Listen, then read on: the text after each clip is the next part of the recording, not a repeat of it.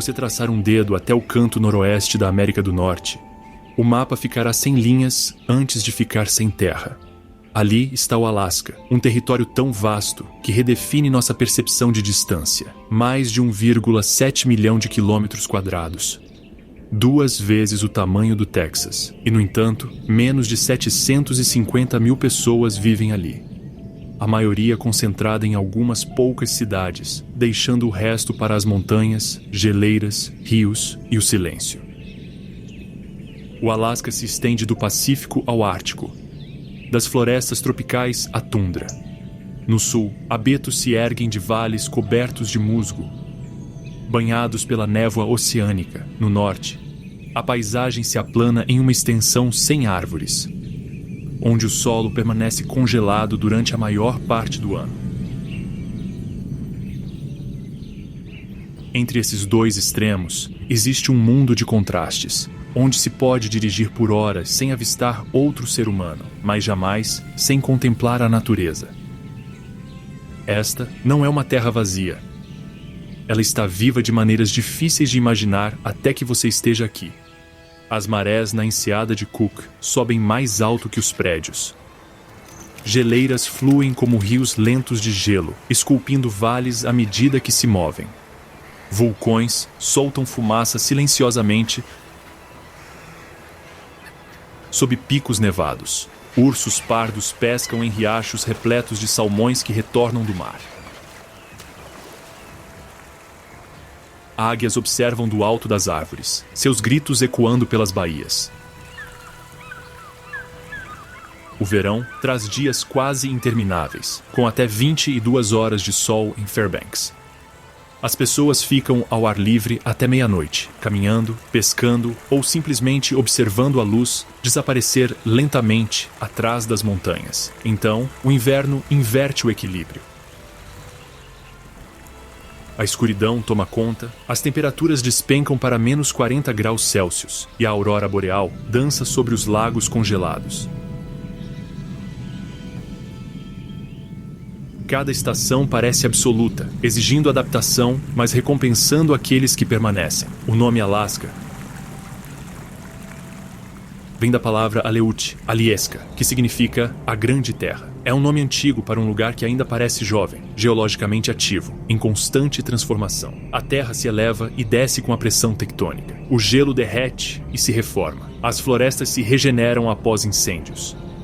É um sistema vivo em movimento. E cada viajante que vem para cá se torna parte desse ritmo, ainda que brevemente. Durante séculos, este foi o território de nações indígenas. Os Inupiat, Yupik, Tlingit, Haida, Athabascan e muitas outras. Suas tradições, línguas e conhecimento da terra ainda são vitais aqui. A palavra fronteira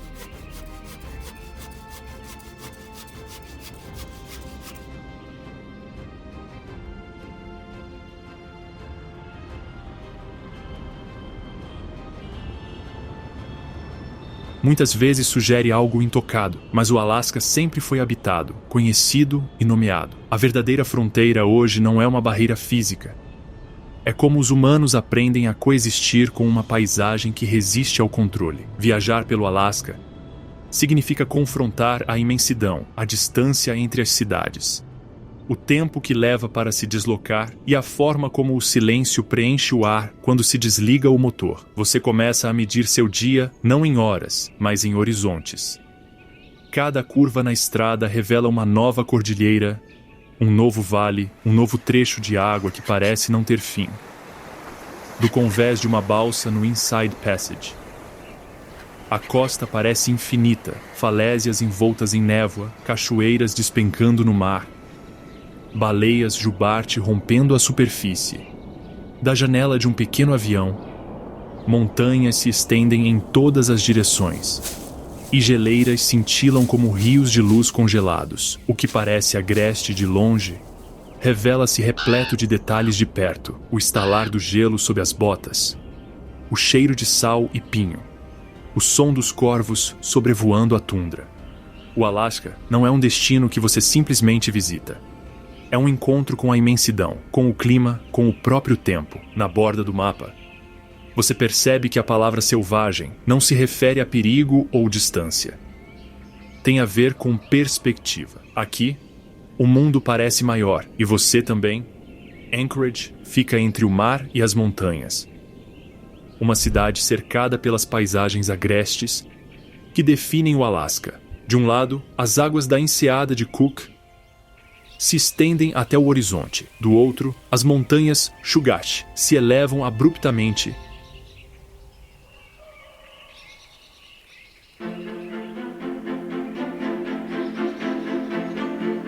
com suas linhas de neve visíveis mesmo em pleno verão. Quase 40% da população do Alasca vive aqui, mas a natureza selvagem começa logo depois do último semáforo.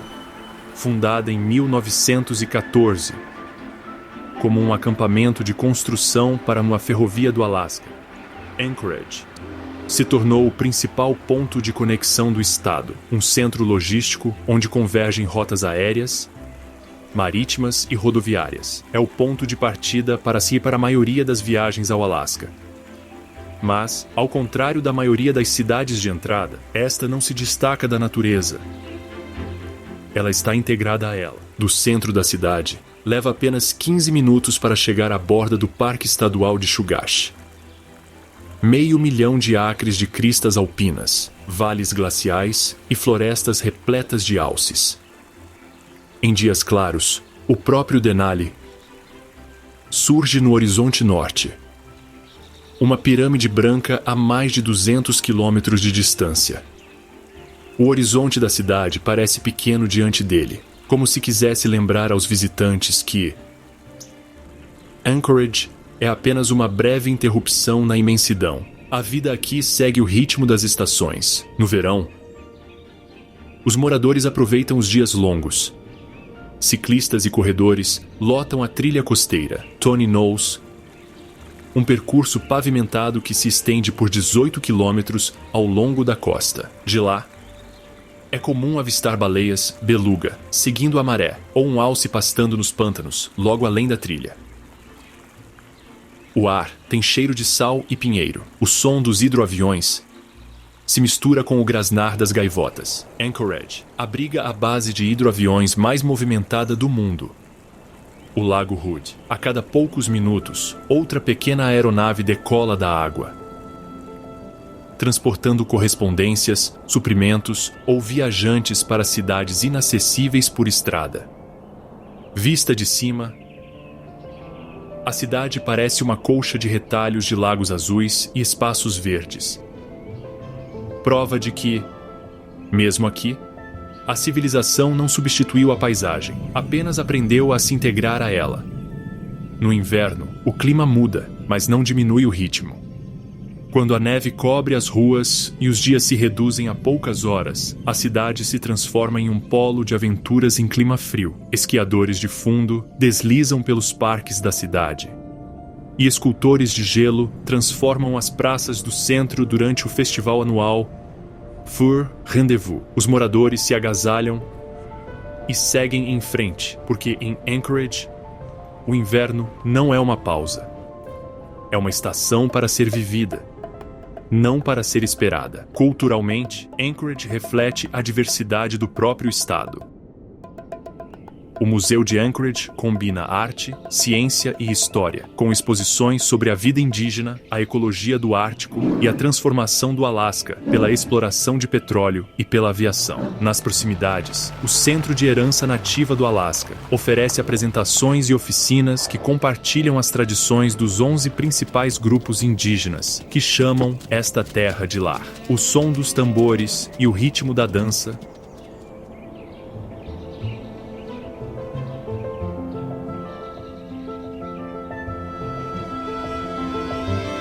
conectam a cidade moderna às suas raízes ancestrais. Apesar de ser uma cidade com quase 300 mil habitantes, Anchorage nunca parece estar isolada da natureza selvagem. Ursos já foram vistos vagando perto de bairros residenciais e águias fazem ninhos em postes de luz à beira da estrada.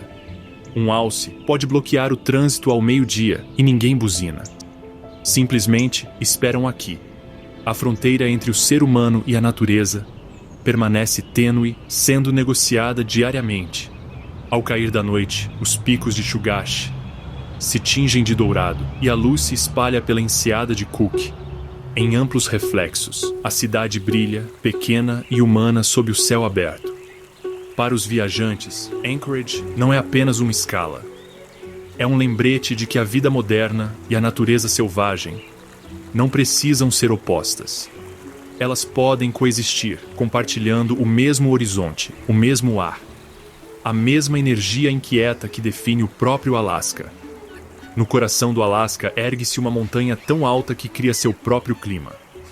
Denali, o Alto, na língua atabascana, atinge 6.190 metros. O pico mais alto da América do Norte domina tudo ao seu redor, não apenas em altura, mas em presença. Em dias claros, a montanha surge repentinamente no horizonte. Seus cumes cobertos de neve, captando a luz enquanto tudo abaixo permanece na sombra. É uma visão que interrompe conversas e silencia motores. O Parque Nacional e Reserva de Denali abrange mais de 24 mil quilômetros quadrados, uma área maior que alguns países. Há apenas uma estrada que o atravessa, um percurso de 148 quilômetros que começa perto da pequena comunidade de Healy e serpenteia para o oeste, adentrando o interior selvagem. Depois dos primeiros quilômetros, carros particulares não são permitidos. Os visitantes continuam de ônibus do parque, bicicleta ou a pé. Um sistema projetado para proteger a frágil tundra e manter a natureza intocada. Quanto mais se avança, mais silencioso fica, até que mesmo o som do motor parece deslocado. A paisagem está em constante transformação. Na entrada do parque, florestas de abetos e bétulas margeiam os vales, repletas do chilrear dos chapins e do farfalhar dos esquilos. À medida que a estrada sobe, as árvores rareiam, dando lugar à tundra, onde arbustos anões e flores silvestres se agarram ao solo. Acima disso, tudo se transforma em pedra, gelo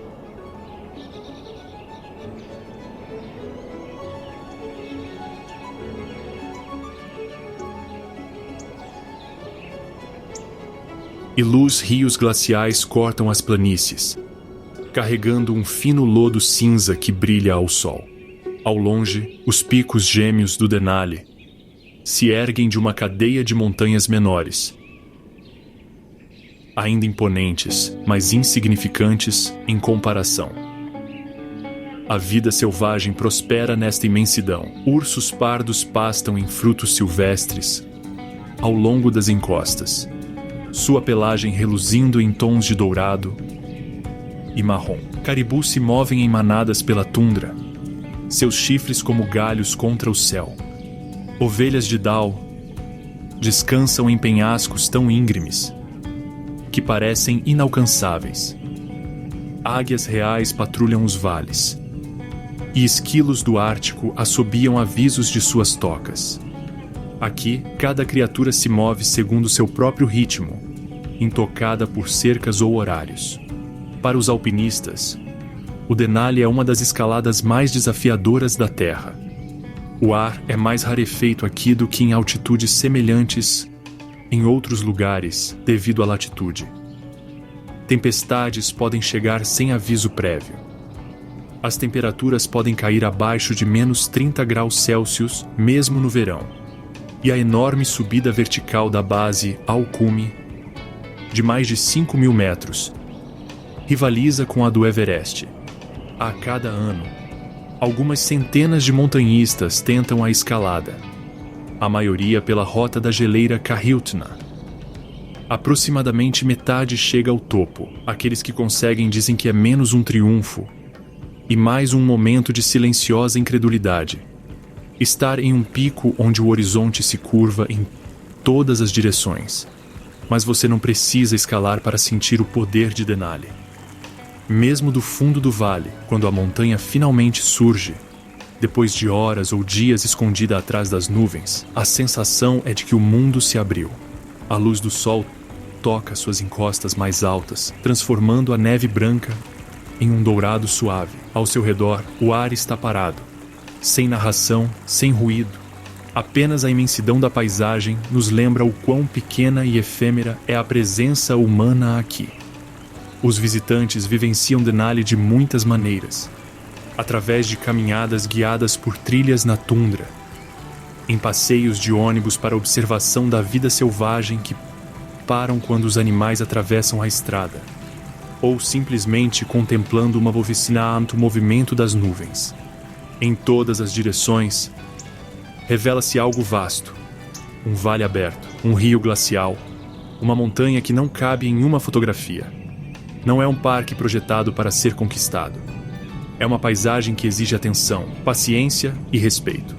Ao cair da noite, a luz se suaviza sobre as colinas e os picos se desvanecem numa pálida névoa azul.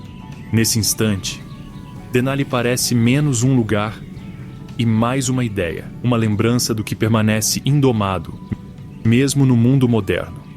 E é por isso que as pessoas vêm, não para dominar a montanha, mas para ver o que significa estar à sua sombra.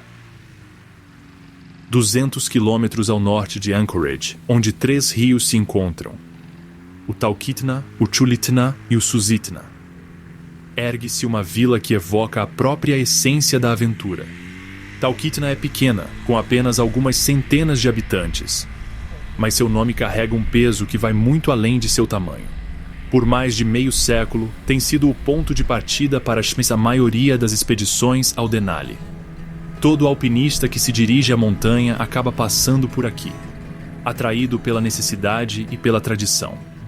A cidade parece congelada no tempo. Passarelas de madeira, placas pintadas à mão e cabanas de toras alinham-se na rua principal. O ar local tem cheiro de pinheiro e café. Atrás dos pequenos cafés e lojas de equipamentos, o rugido dos motores dos hidroaviões quebra o silêncio. O lago Talkeetna, ao lado da pista de pouso, é um dos pontos de decolagem mais movimentados do Alasca, para aviões de pequeno porte, equipados para pousar em geleiras ou bancos de cascalho. Os pilotos daqui são lendas por si só. Seus nomes são conhecidos entre os alpinistas do mundo todo. Eles são a ligação entre a civilização e o mundo branco e imponente de Denali. Antes do início da temporada de escalada, as ruas se enchem de pessoas com jaquetas de plumas e botas pesadas. Elas vêm de todos os cantos do mundo, com suas bagagens repletas de cordas, mosquetões e a tensão silenciosa que precede uma grande ascensão. Dentro do posto de guarda florestal de Talkeetna, participam de reuniões obrigatórias sobre as condições climáticas, riscos de avalanche e protocolos de altitude. Mapas são espalhados sobre mesas de madeira e decisões de última hora são tomadas com base na previsão mais recente. Por aqui, o clima não é um detalhe, é uma ordem. Os voos para o acampamento base dependem da visibilidade, dos ventos e da temperatura. Uma tempestade na cordilheira do Alasca pode impedir o voo de aeronaves por dias, deixando as equipes presas na cidade ou na montanha. Quando os voos atrasam, a vida em Talkeetna desacelera. Os alpinistas ficam nos cafés. Os moradores trocam histórias sobre o tempo e o ritmo parece mais lento. A atmosfera é comunitária, unida por uma paciência compartilhada. Um quadro negro na pista de pouso lista as atualizações de voo, embora todos saibam que é a natureza e não o cronograma que decide. No instante em que as nuvens se dissipam, pilotos e alpinistas correm para se preparar. Os motores ligam. As hélices cortam o ar e, em poucos minutos, os aviões decolam em direção às montanhas, deixando ondulações na superfície do lago. A história de Talkeetna é mais antiga que sua fama como destino de escalada. A cidade começou no início do século XX como uma base de suprimentos para a ferrovia do Alasca, servindo caçadores, garimpeiros e comerciantes fluviais. Muitos de seus edifícios históricos ainda estão de pé. O Roadhouse, de 1917, ainda serve café da manhã aos viajantes. E o Fairview Inn, que antes era um salão, ainda oferece música ao vivo para moradores e visitantes que acabam ficando mais tempo do que o planejado. Aqui não há pressa. O ritmo do lugar acompanha o pulsar da paisagem.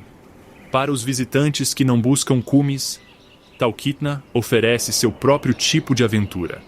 Rafting no rio Susitna, passeios aéreos sobre o Denali e a geleira Rut, caminhadas por florestas de abetos repletas de cantos de pássaros, tudo ao alcance de poucos quarteirões. No verão, a luz do dia se estende até depois da meia-noite, e os moradores se reúnem às margens do rio para pescar ou observar o brilho alaranjado do pôr do sol nos picos distantes. Por mais calma que a noite pareça, o tempo permanece a autoridade silenciosa. Uma queda repentina de temperatura, um banco de nevoeiro ou uma mudança na direção do vento podem alterar os planos do dia. Aqui, as pessoas leem o céu como outros leem as notícias, buscando pistas, aprendendo a esperar. Em Talkeetna, cada chegada e partida é ditada pela montanha. É uma cidade construída sobre a expectativa, sobre histórias contadas ao redor do café, enquanto se espera que as nuvens se dissipem. E quando finalmente se dissipam, revelando o Denali nítido e branco acima do horizonte, todos param, moradores, viajantes, pilotos, para contemplar. Por um instante, tudo fica imóvel. Então, a vida recomeça, novamente regida pelo vento, pela luz e pelo próximo voo rumo ao desconhecido. No final da Seward Highway, onde as montanhas encontram o mar, fica uma pequena cidade portuária que parece a fronteira entre dois mundos, terra e oceano, rocha e gelo. Seward, fundada em 1903 e batizada em homenagem ao secretário de Estado americano que comprou o Alasca, é mais do que um ponto no mapa.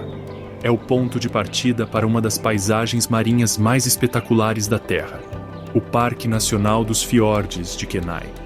A cidade abraça a Baía da Ressurreição, uma enseada profunda esculpida pelo gelo que nunca congela completamente, nem mesmo no inverno. Suas águas são frias e repletas de vida. Lar de lontras marinhas que flutuam de costas,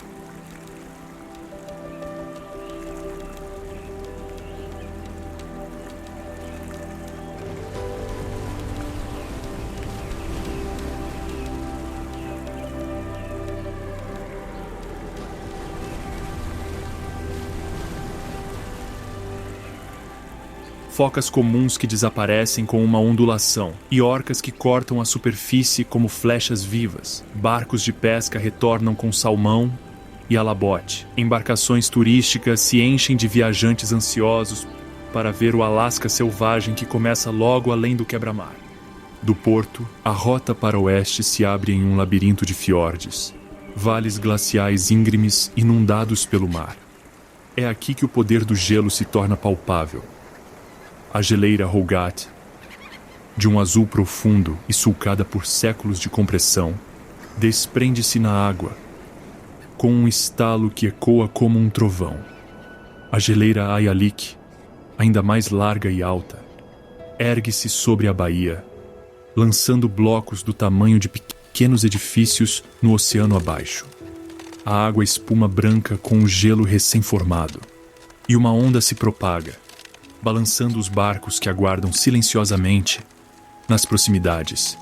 Seward também é um lugar onde a natureza selvagem permanece ao alcance das mãos. Trilhas como a da geleira Exit levam os visitantes perto o suficiente para traçar o recuo glacial através de placas antigas que marcam onde o gelo outrora se encontrava. Um lembrete impactante das mudanças climáticas do planeta. Nos cruzeiros pelos fiordes de Kenai, baleias jubarte saltam à distância, papagaios do mar deslizam pela superfície e leões marinhos descansam em rochas iluminadas pelo sol, como se posassem para as câmeras que inevitavelmente os seguem. Mas para além das paisagens de cartão postal, existe um ritmo de vida aqui, lento, prático e guiado pelo clima. Os habitantes locais leem o oceano antes do céu. Pescadores e guias planejam cada dia de acordo com as marés, o vento e a visibilidade. No verão, a luz do dia se estende até tarde da noite, pintando o porto de dourado. No inverno, a cidade se aquieta, envolta em neve e solidão, mas as montanhas permanecem tão imponentes, os fiordes tão imensos. Os visitantes costumam descrever Seward como a beira do mapa, mas isso não é totalmente verdade. É onde o mapa ganha vida, um ponto de encontro vivo entre o humano e o elementar. Aqui, você não apenas observa na natureza, você se move dentro dela. A névoa do mar gruda na sua jaqueta, o som do gelo quebrando ecoa pela baía. O ar tem gosto de sal e pedra fria. Poucos lugares demonstram o poder do gelo de forma tão vívida quanto o Parque Nacional dos Fiordes de Kenai, onde montanhas, geleiras e oceanos se encontram em um ciclo infinito de movimento e transformação, abrangendo quase 1.000 km² da península de Kenai. O parque é moldado e continuamente remodelado por uma única força, o campo de gelo Harding, estendendo-se por mais de 700 milhas quadradas. O campo de gelo Harding é um planalto congelado de profundidade impressionante, em alguns lugares com mais de 1.500 metros de espessura. De seu núcleo, mais de 30 geleiras fluem para fora como rios brancos, esculpindo vales, alimentando fiordes e encontrando o Pacífico com força estrondosa. Quando o ar está calmo, é possível ouvi-las respirar, um gemido baixo, um estalo, um deslizamento lento enquanto a gravidade puxa o gelo em direção ao mar. Estar à beira desta paisagem é como contemplar o próprio tempo. O gelo sob seus pés é anterior à civilização. Cada camada guarda séculos de neve, comprimida na memória. Do campo de gelo Harding, você pode observar os picos das montanhas Kenai, erguerem-se como ilhas escuras em um oceano congelado, e, ao longe, a geleira Exit serpenteia em direção ao vale.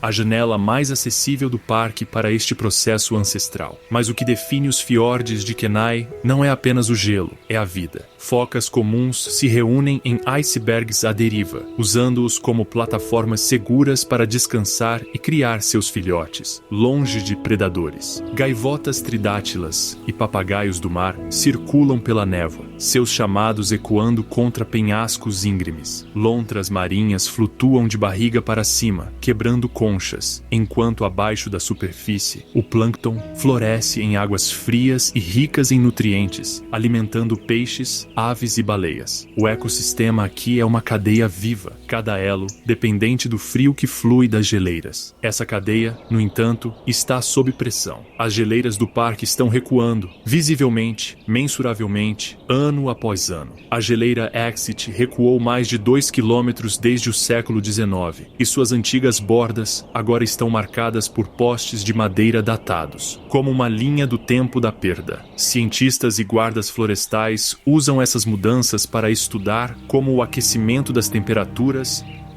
remodela não apenas o gelo, mas também os ecossistemas e as comunidades que dependem dele. O degelo faz os rios transbordarem mais cedo a cada primavera.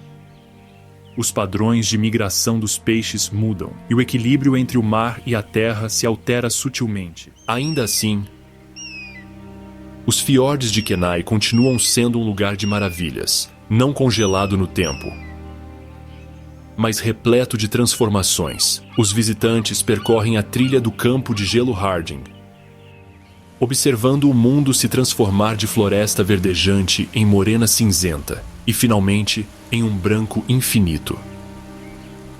De barcos na baía de Ayalik, testemunham o desprendimento de geleiras, vastas torres de gelo desabando no mar, enviando ondas de choque pela água e pelo ar. Não é um espetáculo. É um processo, o planeta em movimento. No final da Sterling Highway, no Alasca, onde a terra se estreita numa fina faixa de cascalho que se estende até a baía de Kachemak, fica Homer, uma cidade que parece ser tanto um fim quanto um começo. Os moradores a chamam de o fim da estrada.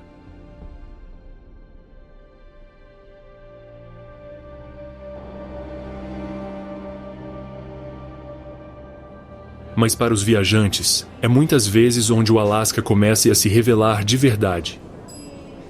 A tranquilidade, o mar, a sensação de estar à beira de algo imenso. O coração de Homer é o Spit, uma faixa de terra de 7,5 km que se projeta na baía como um pier construído pela natureza. De um lado, barcos de pesca e caiaques flutuam com as marés. Do outro, águias carecas empoleiram-se em pedaços de madeira à deriva, vigiando o porto. O vento é constante aqui. Das gaivotas que circulam acima das docas. O ritmo da vida pulsa ao som da maré e ao ronco dos motores que partem para o mar. Homer é uma das capitais da pesca do Alasca, conhecida mundialmente pelo seu alabote, um peixe enorme e de corpo achatado que pode pesar mais de 100 quilos. Todos os verões, barcos partem do pequeno porto, com as tripulações preparando linhas, iscas e café para longos dias no mar. Turistas participam de excursões de pesca, fisgando peixes quase tão altos quanto eles, posando para fotos com o cenário de vulcões nevados do outro lado da baía. O Monte Augustine, o Monte Iliamna e o Monte Redu erguem-se como torres de vigia do mar, mas além da pesca, o espírito de Homer se manifesta profundamente na criatividade. Quando as tempestades se aproximam e o horizonte desaparece atrás da névoa cinzenta, esta cidade remota se volta para dentro, para a arte. A cena artística de Homer floresce em galerias, estúdios e cafés aconchegantes, onde fogões a lenha crepitam e os moradores se reúnem com cadernos de desenho, violões e canecas fumegantes de café. Murais da vida marinha colorem as paredes. Joias artesanais refletem a luz como pedras molhadas. Cada peça parece estar ligada à terra e à água que moldam o cotidiano aqui. O Museu Pratt captura essa conexão, contando histórias sobre a ecologia e as pessoas da Baía de Kachemak, desde as tradições indígenas Alutiiq até os pescadores modernos. Do lado de fora, trilhas levam através de florestas de abetos, até mirantes, com vista para cima na baía, onde lontras marinhas flutuam em pares, girando lentamente nos bancos de algas. Do outro lado da água, o Parque Estadual da Baía de Kachemak atrai aventureiros com suas enseadas intocadas e riachos alimentados por geleiras, acessíveis apenas por barco ou avião de pequeno porte. À noite, Homer desacelera. O porto fica mais tranquilo, o ar refresca e o sol se demora no horizonte, pintando a serena da baía de tons dourados e rosados. Moradores e turistas se reúnem na praia para observar a luz se pôr atrás das montanhas. Alguém acende uma fogueira. Violões são tocados, conversas misturam idiomas e histórias de todos os cantos do mundo. A sensação de isolamento se transforma em algo mais suave. Uma solidão escolhida e acolhida. Estar em Homer é compreender a natureza dual do Alasca, sua dureza e sua suavidade. O mar pode se tornar violento num instante, mas nas manhãs calmas, ele espelha o céu com tanta perfeição que o horizonte e o reflexo se fundem num só. A vida aqui exige resiliência, seja puxando redes na chuva, esculpindo arte em madeira à deriva, ou simplesmente enfrentando mais um longo inverno, mas recompensa com uma paz que poucos lugares oferecem. Homero não exige ser conquistado ou explicado. Convida você a desacelerar, respirar o ar salgado e ouvir o rangido dos barcos, o chamado distante das águias e o pulso constante de uma cidade que vive bem na extremidade do mapa. A maioria das viagens começa em Whittier ou Valdez, pequenas cidades costeiras emolduradas por picos que conservam a neve durante todo o ano. De lá, o mar se torna a estrada. Caiaques, balsas e pequenos barcos de expedição deslizam sobre a superfície calma,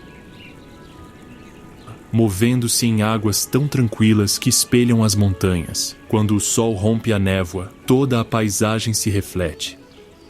As geleiras, as nuvens, até mesmo o menor pássaro, como se o mundo se dobrasse sobre si mesmo. O silêncio é profundo. Então, ouve-se um estalo baixo e distante, o som inconfundível do desprendimento de gelo. Um instante depois, uma parede de gelo azul se desprende da geleira, desabando na baía com um rugido que ecoa por quilômetros. Ondas se propagam, balançando os barcos suavemente. Naquele instante, a imensidão do estreito se revela, não estática, mas viva, se remodelando a cada bloco de gelo que cai. Entre as geleiras mais visitadas estão Columbia, Meares e Blackstone, cada uma com sua própria personalidade.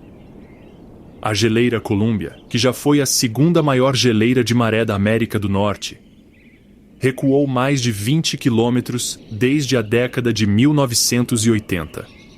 Um dos recuos mais rápidos já registrados. Mesmo em seu recuo, ela inspira admiração, uma parede cintilante de azul comprimido que emerge do mar, fragmentada como vitrais. A baía de Blackstone, por outro lado, oferece serenidade.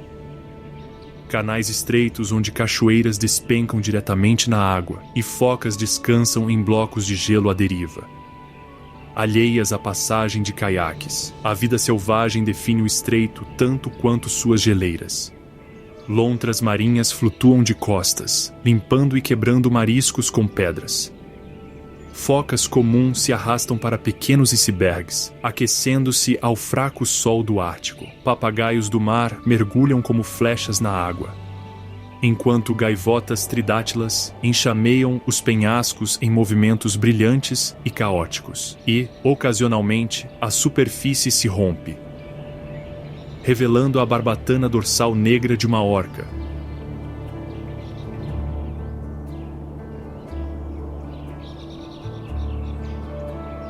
Cortando o reflexo, grupos de baleias jubartes se alimentam aqui no verão. Sua respiração subindo como fumaça acima da superfície lisa como um espelho antes de mergulharem novamente, com as caudas erguidas no ar. Para os viajantes, a melhor maneira de explorar o Estreito do Príncipe William é devagar. De caiaque, de barco pequeno ou até mesmo do convés da balsa da Alaska Marine Highway, que serpenteia entre as ilhas e os estreitos canais. Cada curva revela uma nova tranquilidade, o silêncio da neblina que envolve a água, o sussurro da chuva fina na superfície, o brilho repentino de uma geleira que se revela através das nuvens. A experiência não se resume à distância percorrida, mas à imersão, ao som, à luz, à sensação de flutuar entre o gelo e o mar. Contudo, em meio à beleza, reside a fragilidade. O Estreito de Long Island, ainda se recuperando do derramamento de petróleo do Exxon Valdez em 1989, é um lembrete de quão facilmente esse equilíbrio pode se romper. Embora a vida marinha tenha se recuperado em parte, as cicatrizes permanecem, não visíveis no reflexo da água, mas presentes em sua história. Cientistas e comunidades locais trabalham para proteger essa delicada rede de baías e ilhas, garantindo que as futuras gerações ainda possam navegar por esses mesmos corredores silenciosos de gelo. Estar em Prince William Sound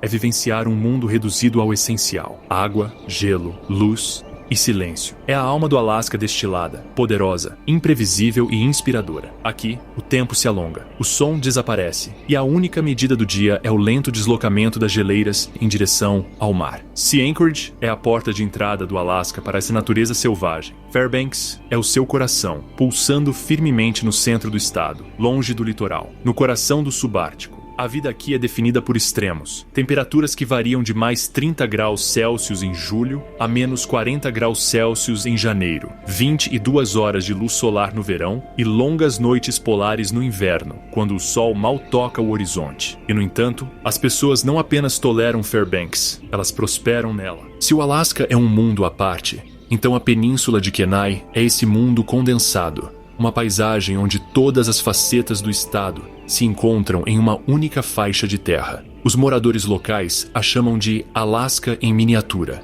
Aqui, em apenas um dia de carro, você pode ir de fiordes costeiros a geleiras de montanha, da tundra tranquila a rios repletos de salmão, de rodovias modernas a vilarejos que ainda ecoam as canções dos colonizadores russos. A jornada começa ao sul de Anchorage, ao longo da Seward Highway, uma das rotas mais cênicas da América do Norte. A estrada acompanha a margem de Turnagain Arm, uma enseada estreita onde as marés sobem com uma velocidade impressionante.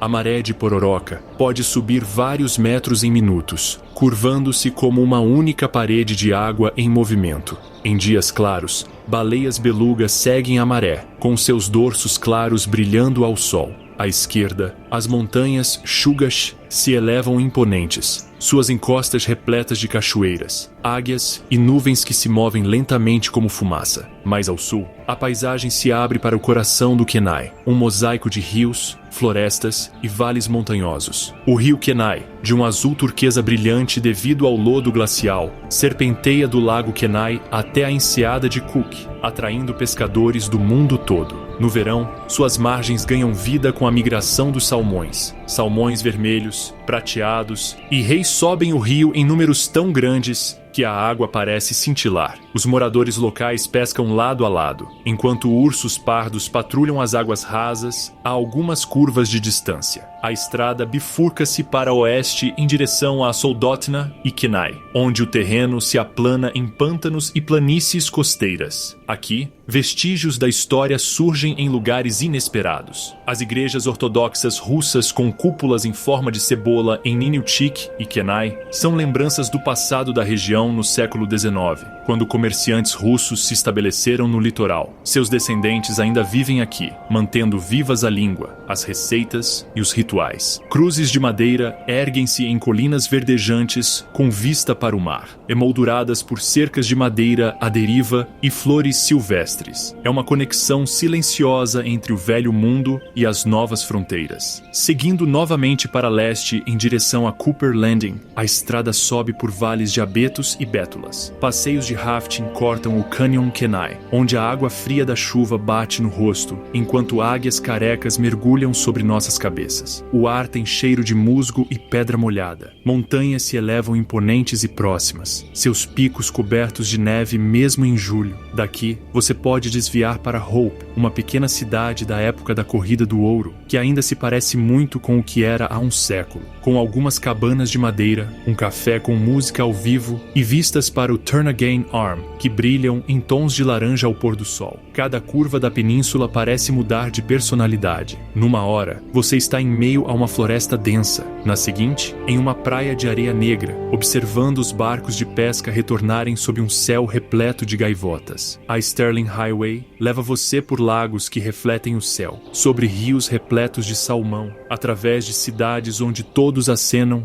enquanto você passa de carro. No fim das contas, é isso que torna a península de Kenai tão fascinante, a riqueza de experiências que oferece. Em poucas centenas de quilômetros, você encontra todas as facetas do Alasca, sua natureza selvagem, seu povo, sua história viva. Você pode fazer trilhas por vales glaciais pela manhã, saborear salmão defumado em um café à beira-mar ao meio-dia e terminar o dia assistindo ao pôr do sol da meia-noite se pôr atrás das montanhas. A Kenai não apenas mostra o Alasca, ela permite que você o sinta no peso do ar do rio, no zumbido dos motores distantes, na quietude entre as marés. Cada curva da estrada traz uma nova versão da mesma grande verdade, que a última fronteira não é um lugar só, mas muitos, todos vivos, todos conectados e todos à espera, ao alcance das mãos. À primeira vista, o Estreito do Príncipe William parece infinito, um labirinto de canais e ilhas, montanhas íngremes que mergulham diretamente no mar e geleiras que parecem respirar com as marés. Estende-se por mais de 25 mil quilômetros quadrados, um mundo de fiordes e enseadas alimentado por mais de 150 geleiras, incluindo mais de uma dúzia que chegam ao oceano como geleiras de maré. Aqui, o ritmo da vida não é ditado por estradas ou cidades, mas pelo lento pulsar do gelo, encontrando a água salgada. A cidade começou como um posto avançado da Corrida do Ouro, no início do século XX, e seu nome foi inspirado em um senador americano que nunca havia pisado ali. Um século depois, ela se tornou a segunda maior cidade do Alasca, uma comunidade de cientistas, artistas, mineradores e aventureiros que aprenderam a viver em harmonia com um dos ambientes mais inóspitos da Terra. Casas de madeira se encostam em bancos de neve e a fumaça sobe das chaminés. Caminhões ficam parados com o motor ligado nos estacionamentos de supermercados para evitar que ele congele. O ar, em pleno inverno, parece quase metálico, tão frio que a respiração se cristaliza instantaneamente. Mas com o frio vem a beleza. Fairbanks é um dos melhores lugares da Terra para se observar a aurora boreal. Do final de agosto até abril, as luzes do norte dançam pelo céu em noites claras, mudando de cor em arcos verdes, roxos e carmesins que ondulam como seda. O O fenômeno é causado por partículas carregadas do Sol que colidem com gases na atmosfera da Terra. O oxigênio produz luz verde e vermelha. O nitrogênio cria luz azul e violeta. Os moradores locais simplesmente a chamam de as luzes. E mesmo depois de décadas, ainda saem de casa quando a previsão do tempo é boa. O silêncio se instala enquanto todo o céu parece se mover, vibrante com cores elétricas. No verão, o contraste é total. O sol da meia-noite nunca se põe de verdade, banhando a cidade em uma névoa dourada que confunde o dia e a noite. Às 2 da manhã, é possível ver crianças jogando beisebol, ciclistas passeando ao longo do rio Xena e pescadores lançando suas linhas da margem. A energia da cidade transborda com festivais. O Festival do Sol da Meia-Noite, a Feira do Vale de Tanana e shows ao ar livre que duram até o amanhecer. Os jardins explodem com vegetais cultivados sob 20 horas de luz por dia. Repolhos e abobrinhas gigantes ganham prêmios na feira, em agosto. Fairbanks também é uma cidade de ciência e curiosidade. A Universidade do Alasca Fairbanks, UAF, fica em uma colina com vista para o Vale do Tanana, sede do Instituto Geofísico, onde pesquisadores estudam a aurora boreal, o permafrost e o clima ártico. Seus dados ajudam a monitorar como o extremo norte está mudando, desde o derretimento do solo até a transformação dos ecossistemas. O Campeonato Mundial de Arte em Gelo do Alasca, realizado todo mês de março, transforma o Lago Xena, congelado em um luminoso parque de esculturas, onde artistas esculpem enormes blocos de gelo em delicadas torres, dragões e templos congelados. À noite, holofotes transformam as esculturas em cristais azuis brilhantes. Não muito longe da cidade, as termas de Xena oferecem um outro tipo de magia: piscinas fumegantes cercadas de neve. No inverno, os banhistas ficam parcialmente submersos em água mineral a 40 graus Celsius, enquanto o ar ao redor congela. O vapor sobe na escuridão e, às vezes, a aurora boreal surge no céu, suas cores refletindo na superfície da água. É um momento raro no Alasca. Calor em meio ao gelo, silêncio sob o espetáculo mais deslumbrante do céu. Fairbanks não é um lugar sofisticado ou fácil. As estradas racham no frio, a luz do dia desaparece por semanas, e ainda assim, as pessoas permanecem, atraídas pelo espaço, pela comunidade e pela honestidade crua da vida, vivida tão perto da natureza. É um lugar que ensina resiliência, paciência e admiração. No fim das contas, Fairbanks não é apenas o centro geográfico do Alasca, mas também o centro emocional. Uma cidade que nos lembra que, mesmo a menos 40 graus Celsius, o mundo ainda pode arder em cores vibrantes. Nos céus límpidos e frios do Alasca, há noites em que a escuridão não é vazia, ela está viva. Cortinas de luz varrem o horizonte, surgindo, dobrando-se e se dissipando em completo silêncio. Esta é a aurora boreal, as luzes do norte. Não apenas um espetáculo, mas uma experiência que ancora a identidade do norte. A aurora boreal começa muito além da Terra, no vento solar, um fluxo de partículas carregadas emitido constantemente pelo Sol. Quando essas partículas chegam ao nosso planeta, são atraídas pelos polos magnéticos e canalizadas para a alta atmosfera. Lá, a cerca de 100 a 300 quilômetros acima do solo, colidem com átomos de oxigênio e nitrogênio, liberando energia na forma de luz. Os tons de verde e amarelo vêm do oxigênio, o vermelho e o violeta do nitrogênio. As cores variam com a altitude, a temperatura e a intensidade da tempestade solar. O que parece mágica é, na verdade, a física escrita no céu. O Alasca fica diretamente sob o oval auroral, a zona de maior atividade auroral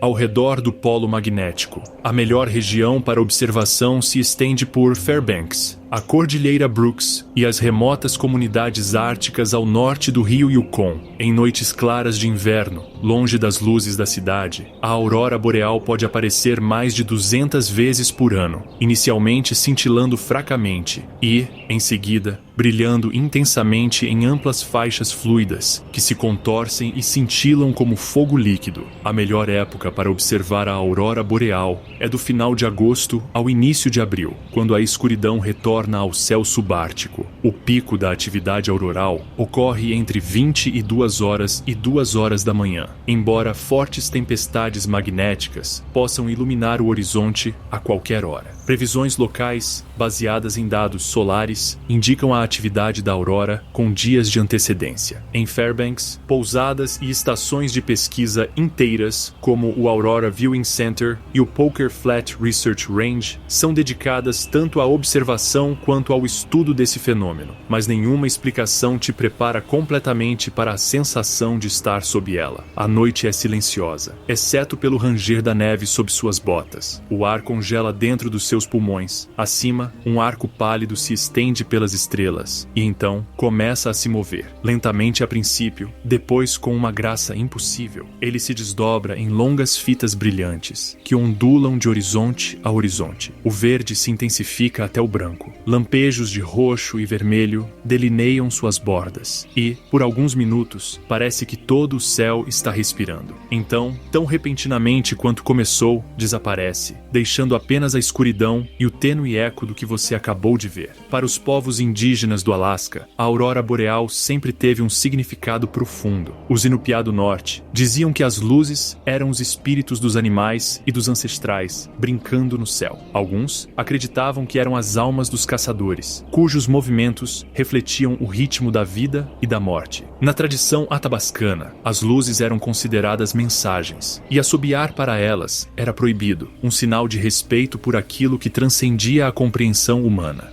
Hoje, essas crenças se misturam à ciência moderna, lembrando aos visitantes que a aurora boreal é tanto um fenômeno natural quanto um patrimônio cultural. Testemunhar a aurora boreal é vivenciar conhecimento e mistério simultaneamente. A ciência pode descrever o processo, medir as partículas e prever as tempestades, mas não consegue explicar a admiração silenciosa que toma conta de nós ao vê-las se mover. No Alasca, a aurora boreal não é rara, faz parte da vida. Mesmo assim, ninguém se acostuma com ela. Seja como um tênue brilho verde sobre Fairbanks ou uma explosão que ilumina todo o céu sobre a cordilheira Brooks, ela lembra a todos que olham para cima que, mesmo nos cantos mais frios e escuros do planeta, a luz nunca está longe. Algumas horas ao norte de Fairbanks, a floresta começa a rarear. Os abetos diminuem de tamanho, ficando mais espaçados. A estrada se endireita e sobe em direção a um horizonte que parece incrivelmente amplo. Uma pequena placa à beira da estrada marca o momento. Círculo Polar Ártico. Latitude 66 graus e 33 minutos norte. A partir deste ponto, por pelo menos um dia a cada verão, o sol nunca se põe. Você entrou no verdadeiro norte. Uma paisagem definida não pelo que cresce, mas pelo que perdura. A rodovia Dalton, uma estrada de cascalho de 666 quilômetros, construída na década de 1970 para atender o oleoduto Trans-Alaska. É uma das rotas mais solitárias da América. Ela se estende de Livingood, ao norte de Fairbanks, até Dead Horse, às margens do Oceano Ártico. Em grande parte de seu percurso, ela acompanha o arco prateado do oleoduto, uma linha de aço vital que transporta petróleo bruto da Baía de Prudhoe até o porto de Valdez. A rodovia atravessa uma região selvagem tão vasta que entre os postos de abastecimento há centenas de quilômetros de silêncio, quebrado apenas pelo vento, o zumbido dos motores e o grasnar dos corvos que planam nas correntes de ar. Atravessar o Círculo Polar Ártico não é uma experiência dramática à primeira vista. Não há mudanças repentinas de cor ou terreno, mas logo você percebe o que está faltando. As árvores altas dão lugar à tundra, uma extensão infinita de arbustos baixos, musgo e líquen, que crescem sobre o permafrost, o solo permanentemente congelado que fica logo abaixo da superfície. No verão, a camada superficial descongela, transformando-se em um tapete esponjoso que brilha em tons de verde e dourado sob a luz do sol durante 24 horas. No inverno, a paisagem se transforma em um mundo branco e prateado, onde os rios congelam no meio do curso e o ar carrega um leve aroma de ferro e neve. A vida aqui segue um ritmo de necessidade. A rodovia Dalton é uma estrada de trabalho, construída para caminhoneiros que transportam combustível, suprimentos e equipamentos pesados para os campos de petróleo em Prudhoe Bay. É uma tábua de salvação para comunidades remotas e estações de pesquisa no Ártico. Os caminhoneiros que a percorrem trabalham em condições brutais, com temperaturas caindo abaixo de menos 40 graus Celsius, gelo negro se formando sem aviso prévio e nevascas que podem eliminar a visibilidade atividade em segundos. Mesmo assim, falam disso com orgulho. Aqui, a confiabilidade importa mais do que a velocidade, e a confiança entre os motoristas pode significar sobrevivência. Pequenos postos avançados quebram a monotonia. Coldfoot, outrora um acampamento da Corrida do Ouro, agora serve como parada de caminhões e hospedagem para viajantes em busca do sol da meia-noite ou da aurora boreal. Nas proximidades, o Centro Interagências de Visitantes do Ártico conta a história desse ecossistema extremo. Manadas de caribus que migram pela tundra, bois almiscarados pastando contra o vento e raposas do Ártico cuja pelagem muda de marrom para um branco puro com as estações do ano. O rio Yukon, uma das grandes vias navegáveis da América do Norte, flui sob uma ponte de aço, congelada no inverno e caudalosa e marrom no degelo da primavera.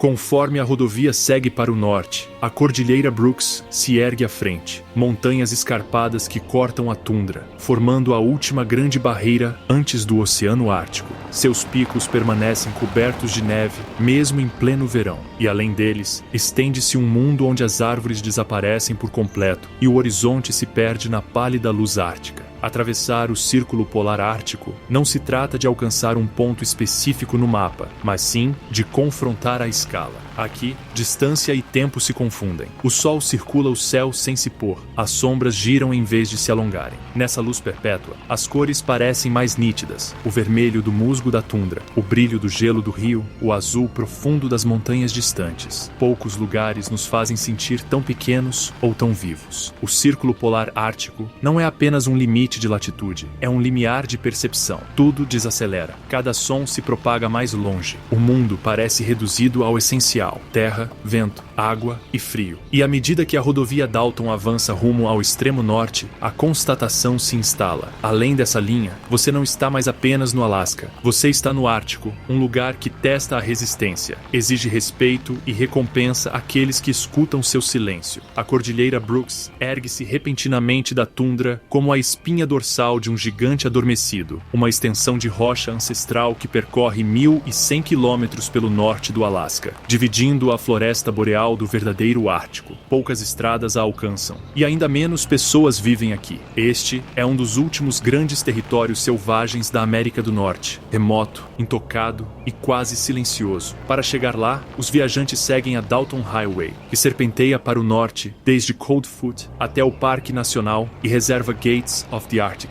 uma vasta extensão sem estradas, maior que muitos países. Não há centros de visitantes, trilhas demarcadas ou sinal de celular. O acesso é feito por pequenos aviões ou a pé, ao longo dos vales dos rios que abrem caminho através do xisto e do granito. No verão, a tundra floresce brevemente com tremoços roxos, algodão do Ártico e epilóbios, pintando as encostas de cores sob um sol que nunca se põe. No inverno, a paisagem retorna à sua paleta natural, branca, cinza e azul, e as temperaturas podem cair abaixo de menos 50 graus Celsius. Esta é a terra dos caribus, as manadas do Ártico Ocidental e da Porcupine, que somam centenas de milhares de indivíduos, migram anualmente através da Cordilheira Brooks, um ritmo ancestral que transcende a memória humana. Elas se deslocam de suas áreas de parição na planície costeira do Ártico para seus locais de invernada mais ao sul, cruzando rios, vales e campos de neve. Para os povos Inupiat e Gwich'in, que vivem aqui há milênios, essas migrações não são apenas um espetáculo, mas uma fonte de vida, moldando tradições, dieta e identidade. Os caribus são vistos como parentes, e a saúde das manadas está intrinsecamente ligada ao equilíbrio da terra. A Cordilheira Brooks ganha vida mesmo na quietude.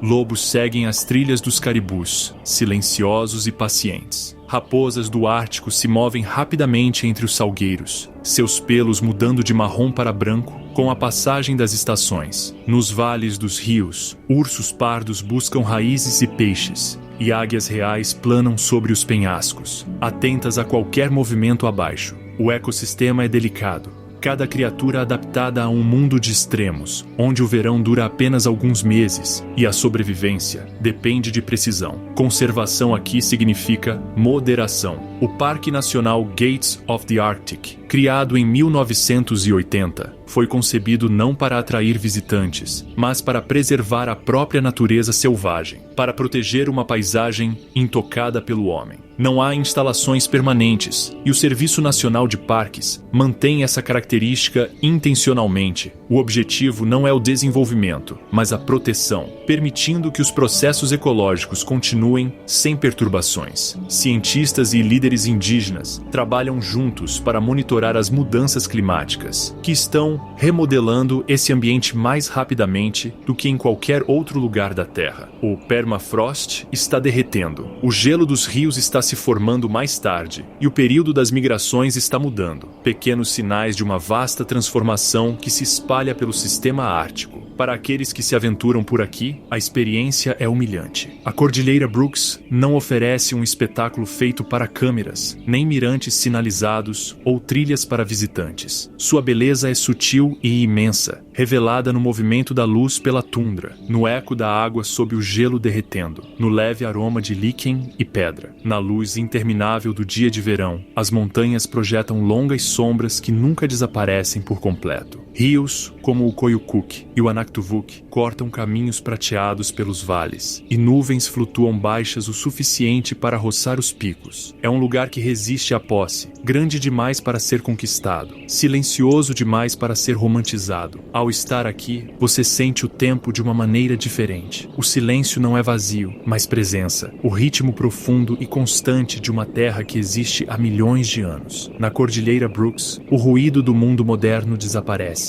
O que resta é pureza, ar frio, pedra e o pulsar constante do próprio norte. No extremo norte do Alasca, onde a Terra encontra o Oceano Ártico, fica Utqiagvik, conhecida há gerações como Barrow. Esta é a comunidade mais setentrional dos Estados Unidos, um lugar mais próximo do Polo Norte do que de Anchorage, onde a própria geografia parece uma demonstração de resistência. Aqui, o mapa termina e a adaptação humana começa. Utqiagvik abriga cerca de 4.500 pessoas, a maioria delas Inupiat, o povo indígena do extremo norte do Alasca. A vida aqui sempre girou em torno do ritmo do gelo e do mar. Durante séculos, a comunidade dependeu da caça de subsistência e da caça às baleias, uma tradição transmitida por inúmeras gerações. A cada primavera, equipes se aventuram no gelo marinho em pequenos barcos, aguardando a migração das baleias da Groenlândia ao longo da costa. A caça é realizada com profundo respeito. Todas as partes da baleia são utilizadas, compartilhadas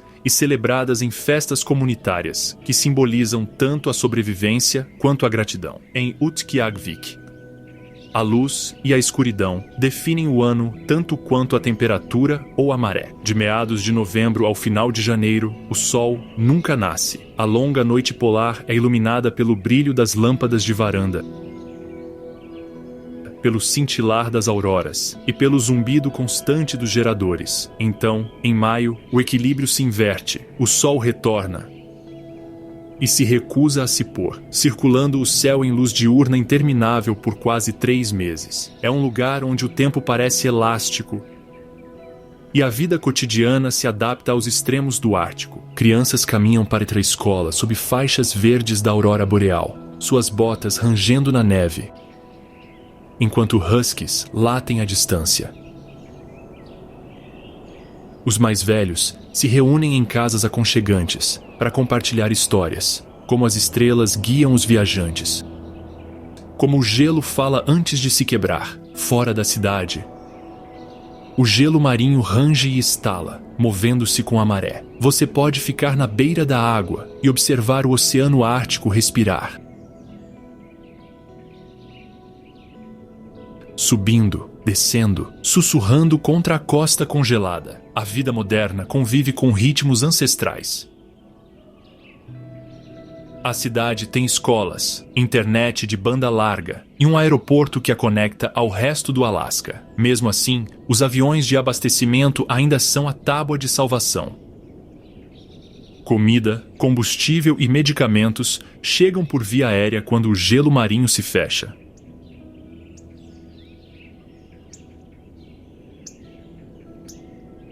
No inverno, as temperaturas caem abaixo de -40 graus Celsius e o vento pode dissipar o calor em segundos. Ainda assim, as pessoas aqui riem com facilidade, jogam basquete em centros comunitários, andam de moto de neve para visitar os vizinhos e se reúnem para o Nalukatak, o festival da caça às baleias na primavera, onde as famílias se jogam umas às outras para o ar em cobertores de pele de foca, como um gesto de alegria e renovação. Utqiagvik também é um centro de pesquisa no Ártico. Cientistas vêm estudar o permafrost, o gelo marinho e as rápidas mudanças que estão remodelando o norte. Os Inupiat tornaram-se parceiros fundamentais nesse trabalho, combinando o conhecimento tradicional com a ciência moderna para monitorar as mudanças climáticas, a migração animal e o gelo oceânico. Eles falam de mudanças que já não são abstratas. Gelo mais fino, congelamento mais tardio, padrões de vento diferentes. O Ártico está aquecendo 4 vezes mais rápido que a média global. E aqui, as evidências são visíveis de todas as janelas. E, no entanto, a vida continua. Não em desafio, mas em continuidade. As crianças aprendem a falar Inupiaq, a compreender as histórias escondidas no vento e na neve. Os caçadores ainda olham para o horizonte em busca do movimento das baleias. Nos meses escuros, as famílias se reúnem em volta de lamparinas a óleo, compartilhando comida e risos, enquanto o mundo lá fora dorme em uma sombra azulada. Em pé na costa de Utqiagvik, você pode olhar para o norte e ver apenas gelo e céu. Uma paisagem despojada de todo excesso, onde cada som se propaga. O ar tem cheiro de sal e metal frio. Em algum lugar além do horizonte, a noite polar se estende em direção ao polo. E aqui, na extremidade do mundo, a humanidade persiste.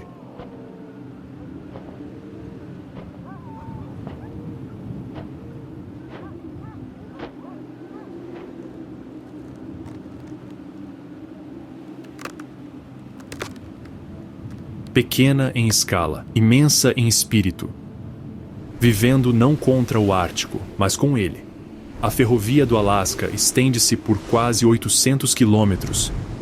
De Seward a Fairbanks, uma fita de aço que corta florestas, montanhas e rios que definem o coração do estado. Mais do que uma rota, é uma linha do tempo viva que traça a transformação do Alasca de região selvagem a povoada, de acampamentos da corrida do ouro a cidades modernas. Cada viagem ao longo desses trilhos parece uma versão condensada do próprio estado, vasto, imprevisível e de uma beleza indescritível. Partindo de Anchorage, o trem desliza pela baía de Knik, no Cook Inlet, onde os bancos de areia cintilam sob a luz da manhã. Alces pastam nos pântanos ao lado da linha férrea, e as montanhas Chugach, cobertas de neve, erguem-se ao longe. Em poucos minutos, a cidade desaparece, substituída por florestas de abetos e riachos sinuosos. O movimento do trem estabelece um ritmo, uma pulsação lenta e constante que o leva cada vez mais para o interior da natureza selvagem. Construída no início do século XX, a Ferrovia do Alasca foi outrora vital para mineradores e colonos. Transportava carvão, madeira e suprimentos por alguns dos terrenos mais inóspitos do continente. Hoje, ainda serve tanto para transporte de carga quanto de passageiros, conectando comunidades que, de outra forma, seriam acessíveis apenas por via aérea ou marítima. Mas, para os viajantes, seu principal benefício é a perspectiva, a possibilidade de observar um ecossistema inteiro se desdobrar diante da janela, sem interrupções. Conforme a rota segue para o norte, a paisagem muda a cada curva. O trem cruza a ponte Hurricane Gulch, suspensa a 90 metros acima de um rio caudaloso. Ele serpenteia pelo Vale Susitna, onde pescadores lançam suas linhas sob o céu amplo, e riachos de água do degelo cortam a tundra com linhas prateadas. Em dias claros, a imponente cúpula branca do Denali se ergue ao longe, um marco silencioso que se destaca acima das nuvens. Lá dentro, o som das rodas se mistura com conversas suaves e o rangido ocasional da carruagem. Guias narram a viagem, apontando a vida selvagem. Um urso negro perto de um riacho. Uma águia careca empoleirada em um pinheiro. Os vagões panorâmicos com cúpula de vidro oferecem vistas deslumbrantes. A luz do sol filtra-se pelas janelas, refletindo-se nos passageiros que se encostam nelas. A cada poucos minutos, uma nova paisagem substitui a anterior. Bosques de bétulas, planícies abertas, passos de montanha. No verão, o sol da meia-noite acompanha o trem, mantendo o céu claro muito depois do anoitecer. No inverno, o mesmo trajeto se transforma em um corredor branco em meio ao silêncio.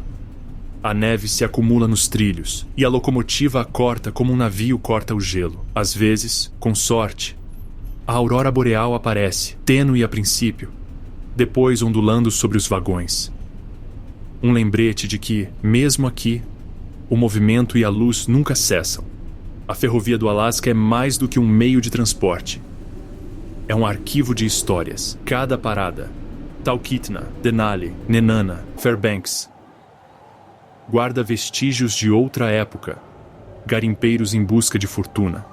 Engenheiros lutando contra o permafrost. Famílias construindo lares na natureza selvagem. Junto à história, há uma constante sensação de movimento do Alasca, não como um lugar congelado, mas como um lugar vivo e em constante transformação, com seu povo e suas paisagens interligados. Quando o trem finalmente chega a Fairbanks, o ar parece mais seco, as árvores mais baixas, o horizonte mais amplo. Você cruzou todo o espectro do Alasca em um único dia, do mar ao interior, da floresta temperada à planície subártica. Aninhada entre montanhas íngremes e um canal azul prateado, Juneau é diferente de qualquer outra capital dos Estados Unidos. Não se pode chegar lá de carro, não há estradas que a liguem ao resto do Alasca ou do continente. Todas as pessoas, todas as remessas de alimentos, todas as correspondências chegam de barco ou avião. Esse isolamento não é uma limitação aqui. É uma característica marcante, um lembrete de que a identidade do Alasca começa onde a rodovia termina. Juneau fica situada ao longo do canal Gastineau, encaixada entre as montanhas costeiras e a Floresta Nacional de Tongass, uma das maiores florestas temperadas do planeta. Vista do alto,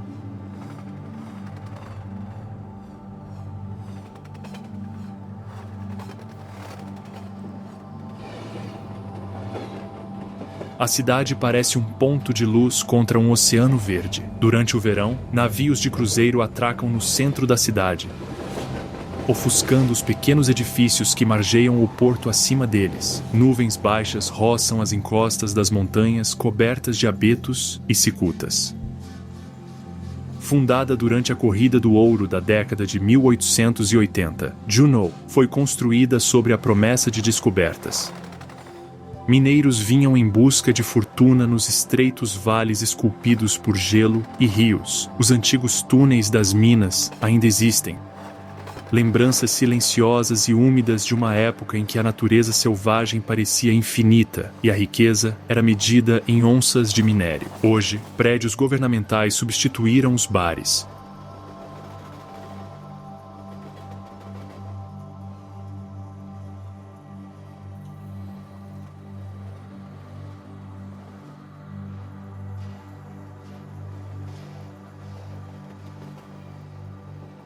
E o zumbido de pequenos aviões preenche o ar onde antes havia picaretas. Mesmo assim, Juneau permanece profundamente ligada à terra que a cerca.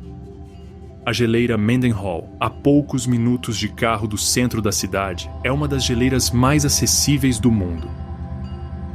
Ela se estende por 19 quilômetros desde o campo de gelo de Juneau, um vasto planalto de neve, e rios congelados que alimenta dezenas de geleiras que desaguam no mar. Os visitantes caminham até a borda do gelo, ou remam pelo lago Mendenhall para ouvir os estalos e gemidos da geleira em movimento, um movimento lento e vivo que define a paisagem. é possível ver os riachos de água de degelo correndo sob sua superfície, com a cor de pedra triturada. Além da geleira, passeios de observação de baleias partem da Baía de Auk, onde baleias jubarte emergem das águas calmas para respirar, arqueando suas caudas no ar antes de desaparecerem abaixo da superfície. No verão, águias carecas pousam em pedaços de madeira à deriva ao longo da costa.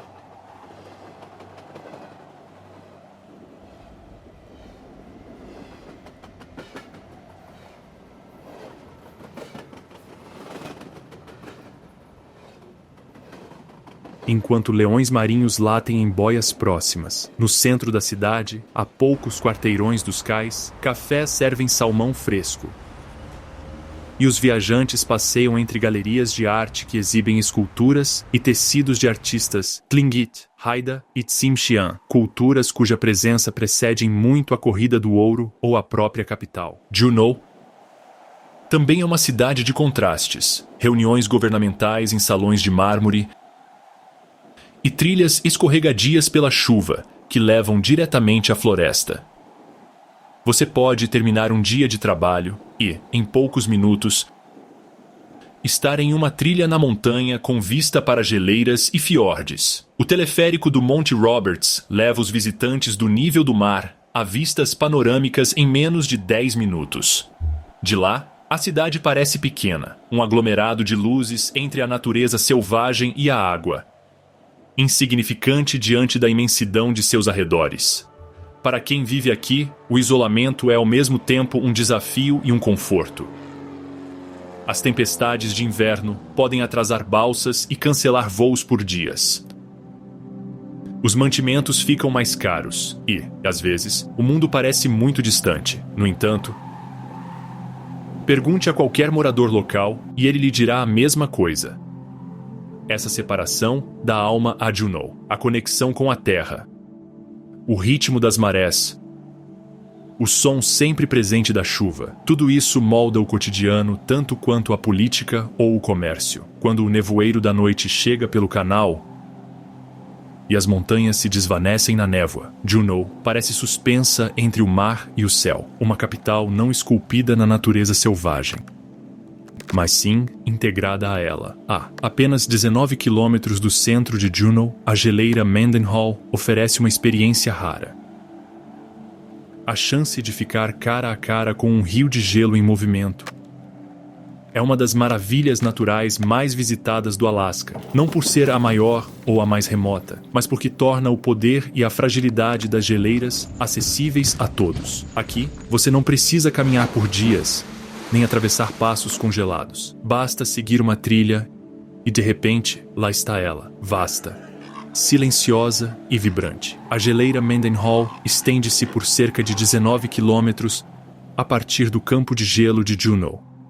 Uma vasta área de geleiras interligadas que cobre mais de 3.885 quilômetros quadrados de montanhas e campos de neve. Em sua face, o gelo se eleva a mais de 60 metros de altura, rachado e estratificado como vidro antigo. Sua cor muda com a luz, de um cinza pálido sob as nuvens a um azul profundo e luminoso quando o sol surge. Cada tonalidade conta uma história de densidade e tempo. O azul representa o gelo comprimido com séculos de idade. O branco representa a neve mais recente que ainda está se integrando à massa da geleira. Os visitantes chegam à geleira pelo centro de visitantes da geleira Mendenhall, situado em uma colina com vista para o lago Mendenhall. De lá, trilhas se ramificam, algumas curtas e pavimentadas, outras serpenteando por uma floresta musgosa em direção a mirantes com vistas mais próximas. A trilha das cataratas. Nugget leva a uma cachoeira estrondosa que despenca no lago ao lado da geleira, lançando névoa no ar. Da margem, é possível observar icebergs à deriva lentamente, derretendo à medida que avançam, com seus reflexos tremulando na superfície da água. De perto, a geleira respira.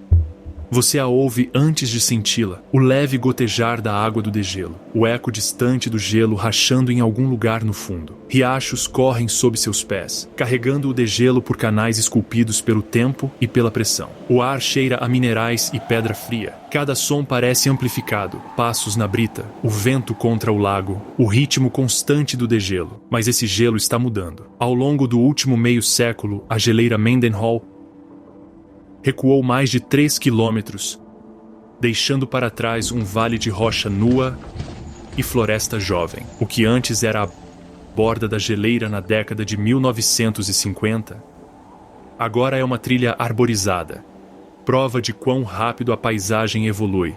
Cientistas do Serviço Florestal do Smithsonian e da Universidade do Alasca monitoram cada movimento, medindo como a temperatura, a precipitação e as correntes oceânicas remodelam o gelo. Os dados revelam uma verdade simples e alarmante. As geleiras do Alasca estão encolhendo mais rápido do que em qualquer outro momento da história registrada. Ainda assim, Mendenhall continua sendo um lugar de admiração. No inverno, quando as temperaturas caem o suficiente, cavernas de gelo se formam sob a superfície. Câmaras brilhantes de cristal azul, onde a luz se curva e dança como um líquido, são perigosas e efêmeras. Em uma estação existem. Na seguinte, desmoronam e desaparecem. Contudo, para aqueles que as veem, são inesquecíveis. Uma lembrança de como, mesmo em movimento e decadência, a beleza persiste. Os guardas florestais locais falam de um paradoxo. O recuo de Mendenhall torna o local mais acessível, à medida que novas trilhas e mirantes surgem onde antes havia gelo. Os turistas chegam em números cada vez maiores, mais de 500 mil a cada verão, atraídos pelo mesmo desejo que sempre definiu o Alasca: testemunhar a natureza em sua forma mais pura. Do mirante, você sente ao mesmo tempo admiração e urgência. A geleira continua magnífica, mas sua borda recua um pouco mais a cada ano. Você percebe que está observando o tempo passar, não em décadas, mas em passos. O gotejar da água do degelo é o som de um planeta mudando, gota a gota. E, no entanto, quando o sol poente brilha através da névoa, iluminando a geleira por dentro, ela ainda parece eterna, um monumento vivo ao coração selvagem do Alasca, dividido entre a resistência e a transformação. No final de um estreito fiord no sudeste do Alasca, cercada por montanhas cobertas de neve, fica Skagway, uma cidade que parece ter parado no tempo. Calçadões de madeira rangem sob os pés. Placas antigas de salões enfeitam as ruas e, todo verão, milhares de viajantes chegam em busca do mesmo sonho que trouxe aventureiros em busca de fortuna há mais de um século. Ouro. Em 1897, a notícia da corrida do ouro de Klondike espalhou-se pelo continente como um incêndio florestal. Navios partiram de Seattle e São Francisco, lotados de homens e mulheres desesperados para chegar aos campos auríferos do território canadense de Yukon-Skagway. Tornou-se a porta de entrada, o último porto antes das traiçoeiras rotas terrestres através das montanhas. Em menos de um ano, esta baía tranquila transformou-se numa próspera cidade fronteiriça, repleta de tendas, comerciantes e oportunistas. A população explodiu para quase 20 mil habitantes, tornando Skagway um dos assentamentos mais selvagens do norte. A história ainda se faz presente em cada esquina.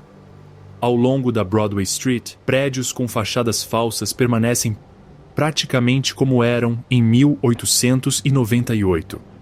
O Red Onion Saloon, que antes era um bordel, agora serve cerveja e histórias, na mesma medida. O Golden North Hotel, com sua fachada ornamentada, evoca uma época em que esperança e dificuldades compartilhavam o mesmo teto. Dentro do Parque Histórico Nacional da Corrida do Ouro de Klondike, os visitantes podem explorar escritórios, estábulos e depósitos de suprimentos restaurados que outrora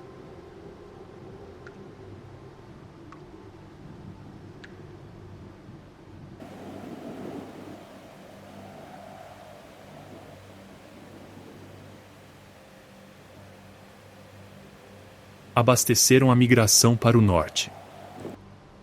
Mas talvez a lembrança mais vívida daquela época seja a ferrovia White Pass em Yukon Route, construída contra todas as expectativas em 1898.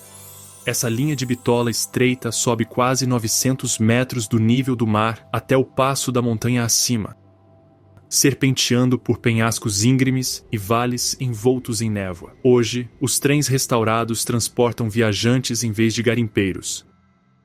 Mas a experiência permanece atemporal. Enquanto os vagões percorrem pontes e túneis, é possível ver vestígios da antiga trilha de 1898, onde os garimpeiros carregavam 1 tonelada de suprimentos cada um, o mínimo exigido pelas autoridades canadenses para sobreviver à jornada. Muitos nunca conseguiram. O contraste entre passado e presente define o caráter de Skagway. No verão, navios de cruzeiro atracam no porto, e a população aumenta com a chegada de visitantes guias. Em trajes de época percorrem as ruas, contando histórias de vigaristas como Soapy Smith, que governou a cidade por meio de golpes e intimidação até seu infame tiroteio em 1898. No entanto, além das reconstituições históricas e da nostalgia, Skagway permanece uma comunidade ativa, pequena, resiliente e profundamente ligada à sua história. Para além da cidade, a natureza selvagem toma conta quase instantaneamente. Trilhas levam a vales densos de abetos e amieiros. Rios correm frios e caudalosos. E cabras monteses pastam em encostas distantes. O ar carrega o aroma de pinheiros e sal marinho. Em dias claros, a vista para o canal de Lynn, o fiorde mais longo da América do Norte, estende-se infinitamente. A mesma paisagem que saudava aqueles que um dia partiram rumo ao desconhecido. Os moradores costumam dizer que Skagway é mais do que uma cidade da Corrida do Ouro. É uma história que ainda está sendo contada. Seus edifícios e artefatos preservam um momento no tempo, mas seu povo mantém o espírito vivo. O verão traz festivais de música e eventos culturais. O inverno traz o silêncio, quando menos de 1.000 moradores permanecem para enfrentar os longos e escuros meses. Em Skagway, a linha entre lenda e realidade se torna tênue. O passado não está escondido atrás de um vidro. Ele respira através das paredes, dos trilhos e das pessoas que ainda chamam este lugar de lar. De pé na plataforma, enquanto o trem de White Pass apita e desaparece nas montanhas, você quase consegue ouvir os passos daqueles que vieram antes, movidos pela esperança, pelas dificuldades e pelo fascínio incessante da fronteira. No sudeste do Alasca, o Parque Nacional da Baía dos Glaciares se destaca como um dos laboratórios de mudança mais vívidos da Terra, uma linha do tempo viva do recuo do gelo, do avanço das florestas e do retorno da vida selvagem. Poucos lugares revelam o equilíbrio mutável do planeta com tanta clareza. 200 anos atrás, toda esta baía era uma parede de gelo. Hoje, ela se estende por mais de 100 quilômetros para o interior.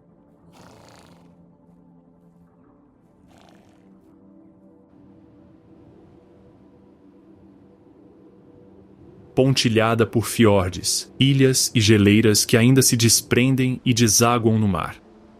Os cientistas estimam que no final do século XVIII, a geleira Grand Pacific cobria quase toda a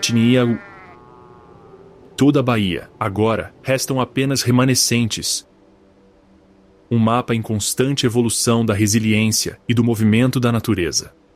Os visitantes que chegam de navio de cruzeiro ou barco pequeno viajam tanto no tempo quanto no espaço. Perto da entrada da baía, Densas florestas de abetos e cicutas cobrem as encostas, vegetação que começou a recuperar o terreno há menos de 2 séculos. Mais adentro, o verde dá lugar à rocha nua e ao gelo. A transição é imediata e profunda.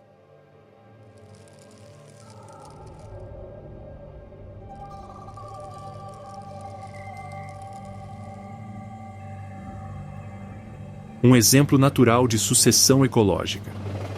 A Baía dos Glaciares abriga mais de uma dúzia de geleiras de maré, cada uma com seu próprio ritmo de avanço e recuo. A geleira Margerie, a mais acessível, ergue-se a mais de 75 metros acima da água. Do convés, os viajantes ouvem o estrondo grave do desprendimento de gelo, um som que ecoa pela baía como artilharia distante. Quando um pedaço se desprende, ele se choca contra o mar, criando ondas que ondulam pelas águas calmas. A vida selvagem aqui conta uma história de renovação. Baleias jubarte retornam a cada verão para se alimentar de krill nas águas ricas em nutrientes. Leões marinhos tomam sol em afloramentos rochosos, enquanto focas comuns descansam sobre o gelo flutuante. Ao longo da costa, ursos pardos e cabras monteses vagam onde antes existiam geleiras.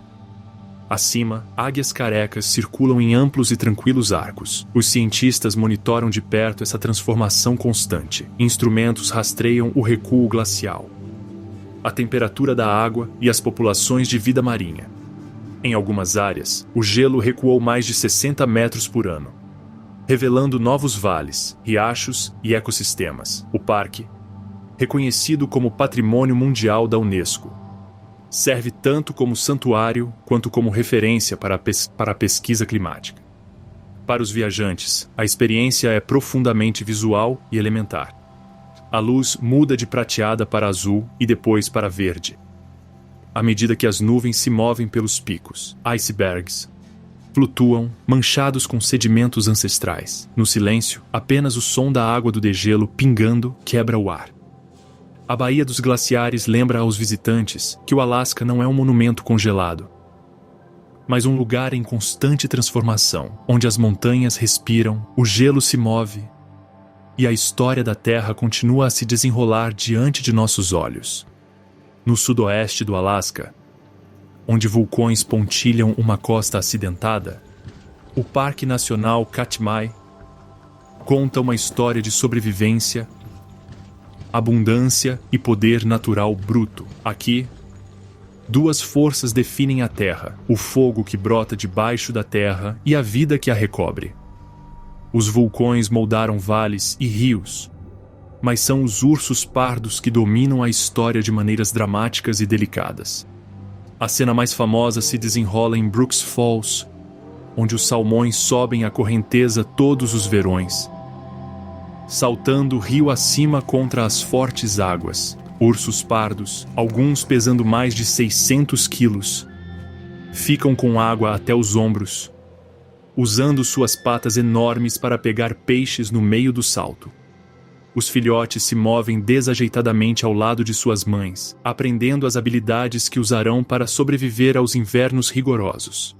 Das plataformas de observação, os visitantes veem os ursos de perto o suficiente para observar detalhes: a curva de uma pata, o brilho de um peixe, o reflexo da pelagem molhada, mas longe o suficiente para respeitar seu espaço. Katmai impõe regras rígidas de observação. Proibido alimentar, proibido se aproximar, e o mínimo de ruído possível. A vida selvagem aqui não é um espetáculo para ser controlado, mas uma comunidade para ser contemplada. A paisagem de Katmai é definida por sua herança vulcânica. A erupção de Nova Rupta, em 1912, uma das maiores da história registrada, remodelou o Parque da Noite. Para o dia, vales se encheram de cinzas, rios mudaram de curso e uma nova montanha surgiu, onde antes não havia nenhuma. Hoje, o vapor ainda sobe das fumarolas e fontes termais no Vale dos 10.000 Fumantes, um cenário surreal, onde o solo vulcânico sustenta uma vida vegetal pioneira. O contraste é imediato. cinzas negras e vapor cinza, justapostos a musgo verde. Arbustos de salgueiro e salmões do rio.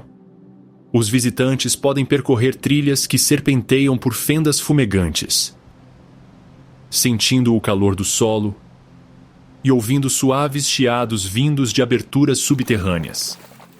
O ecossistema do parque é extremamente equilibrado. O salmão traz vida aos rios, alimentando não só os ursos, mas também águias, raposas e animais necrófagos. Os ursos dispersam nutrientes da floresta para o riacho, à medida que consomem e depositam, fertilizando a vegetação que sustenta as presas da próxima estação. Os cientistas estudam essas interações de perto, monitorando as populações de ursos, a migração dos salmões e a regeneração da floresta. Este é um lugar onde a geologia e a biologia se cruzam em constante movimento. O fogo cria a tela e a vida pinta sobre ela. Chegar a Katmai já é uma aventura por si só. Não há estradas que levem ao parque. Os visitantes voam em pequenos aviões a partir de King Salmon ou Kodiak, pousando em pistas de cascalho perto dos rios de lá. Passarelas e trilhas guiam os caminhantes com segurança por zonas sensíveis. Em manhãs nubladas, as montanhas desaparecem na névoa, e o rugido das cachoeiras compete com o ocasional estalo de um salmão ou o grunhido de um urso. Em dias ensolarados, o reflexo do céu nos rios gelados torna a pelagem marrom dos ursos pescadores quase luminosa.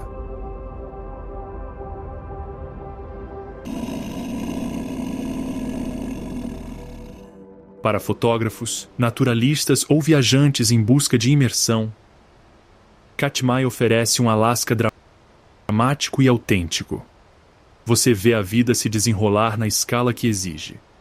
A paciência é recompensada com vislumbres fugazes de um urso caçando seu jantar. Nuvens rodopiando sobre picos vulcânicos, vapor subindo do solo ainda quente. Cada visão, som e cheiro reforça a ideia de que esta é uma terra onde a natureza é tanto mestra quanto governante. Ao final da visita, a lição fica clara. Katmai não é apenas um destino. É um sistema de forças, interligadas e precisas, operando longe da interferência humana. Os ursos são predadores de topo, sim, mas também fazem parte de uma cadeia que começa no subsolo e deságua no mar. E para quem observa das plataformas ou flutua silenciosamente no rio, a lição ressoa. No Alasca, o poder nunca é abstrato, ele é vivo, imediato e impossível de ignorar, estendendo-se por mais de 1.900 quilômetros desde o Alasca continental, em direção à Rússia. As Ilhas Aleutas formam uma cadeia de picos irregulares, vulcões ativos e penhascos varridos pelo vento. Uma terra literalmente entre dois continentes. Esta é a extremidade da América do Norte, onde os mares Pacífico e Bering se encontram, e onde o isolamento e a resiliência definem a vida. A maior cidade, Unalaska, é o coração da região. Seu porto, Dutch Harbor, é um dos mais produtivos para a pesca nos Estados Unidos, especialmente de pollock e caranguejo. A neblina chega diariamente, envolvendo as montanhas em um manto prateado. Aves marinhas sobrevoam o local, seus chamados ecoando contra os penhascos que mergulham no oceano. Revolto águias carecas pousam nas poucas rochas expostas, enquanto papagaios do mar. O vento molda a paisagem, as árvores se curvam, as ondas quebram implacavelmente e a neve ou a chuva podem chegar sem aviso prévio. As Ilhas Aleutas também são ricas em história. Durante a Segunda Guerra Mundial, várias ilhas, incluindo Ato e Kiska, tornaram-se campos de batalha nas únicas campanhas em solo americano travadas no Alasca. Vestígios permanecem: edifícios militares abandonados, armas enferrujadas e marcos em homenagem àqueles que serviram. Visitar esses locais é uma lição de resistência. O mesmo terreno que desafia a vida selvagem também testou os humanos. Um lembrete de quão inóspitas e remotas essas ilhas podem ser. O vulcanismo domina as Ilhas Aleutas. Quase 40 vulcões ativos pontilham as ilhas, alguns emergindo diretamente do mar. Fumaça ou vapor frequentemente marcam seus picos, e erupções ocasionais remodelam o litoral da noite para o dia. Fluxos de lava, cinzas vulcânicas e fontes termais criam solos que sustentam comunidades vegetais únicas, enquanto correntes submarinas trazem nutrientes que sustentam uma abundante vida marinha. Papagaios do mar, auks e cormorões se reproduzem em colônias ao longo das bordas dos penhascos, enquanto lobos marinhos descansam em praias rochosas. Cada espécie se adaptou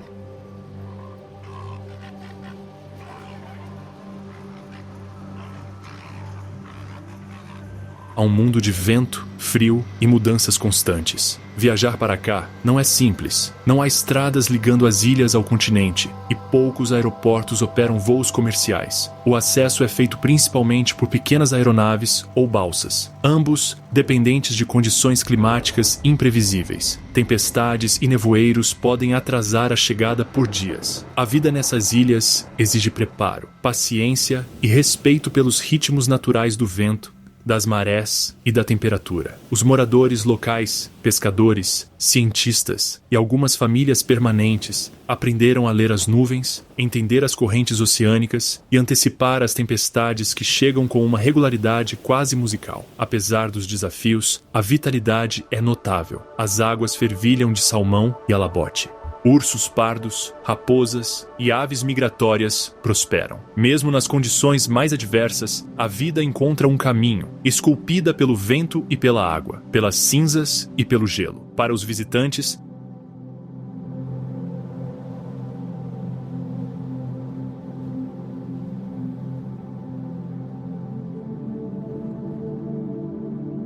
as Ilhas Aleutas são um estudo de contrastes. Mares violentos ao lado de enseadas tranquilas, vulcões ativos ao lado da tundra serena, e o burburinho moderno de Dutch Harbor ao lado de ecossistemas ancestrais que resistiram por milênios.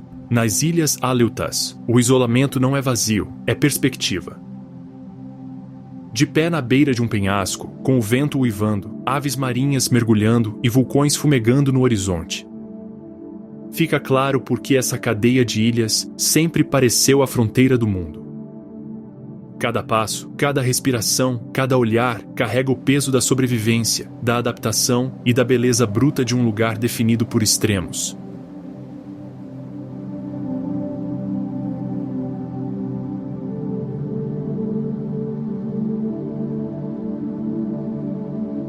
As Aleutas lembram aos viajantes que o Alasca não é uma paisagem única, mas uma coleção de bordas, cada uma viva, cada uma moldando tudo o que entra em contato com ela. A imensidão do Alasca é fácil de mensurar, mais de 663 milhas quadradas, o que o torna maior que o Texas, a Califórnia e Montana juntos. Suas montanhas, rios, geleiras e costas dominam os mapas, mas a verdadeira dimensão do estado reside em como as pessoas interagem com ele. De Anchorage às Ilhas Aleutas, dos picos de Denali ao Oceano Ártico, o Alasca ensina uma única lição: a natureza selvagem não é apenas uma condição da Terra, mas também uma estrutura para a chão-vida humana. O que significa selvagem, hoje em dia, não se trata apenas de espaço vazio ou paisagens dramáticas. É uma paisagem que opera independentemente dos horários, da economia ou das comodidades humanas. Geleiras avançam e recuam, rios transbordam e esculpem vales. Caribus migram pela tundra, independentemente de quantos viajantes observem das trilhas ou dos trens. O ritmo dessas forças exige atenção, respeito e paciência. Viver em harmonia com a natureza selvagem significa reconhecer limites, admitir que a natureza nem sempre se curvará aos nossos desejos. O Alasca também é um laboratório de resiliência. Os ursos pardos de Katmai, as baleias da Baía dos Glaciares e as manadas de caribus de Denali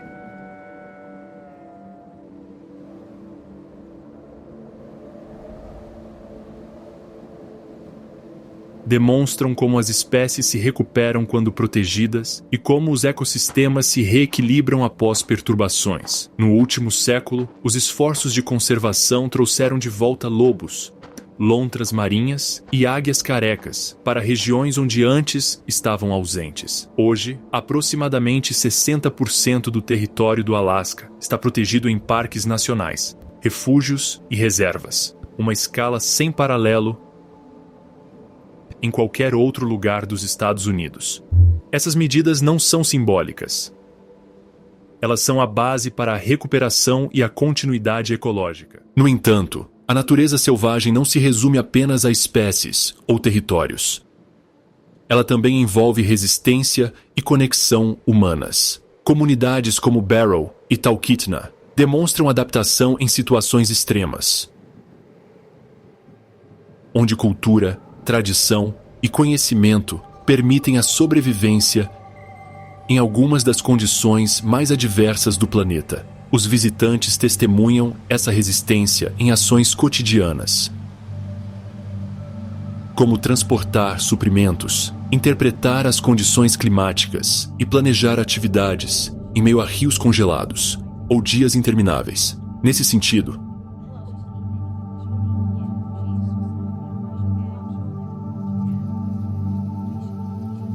a natureza selvagem é tanto um teste quanto uma professora. Os extremos do Alasca também ilustram o nosso impacto. A geleira Mendenhall recua metros a cada ano. Os rios mudam de direção com o aquecimento do permafrost, e as geleiras de maré na Baía dos Glaciares continuam a recuar. Observação, medição e gestão ambiental não são opcionais, são essenciais. As informações aqui coletadas contribuem para a compreensão global do clima, da gestão da vida selvagem e da adaptação humana às mudanças ambientais.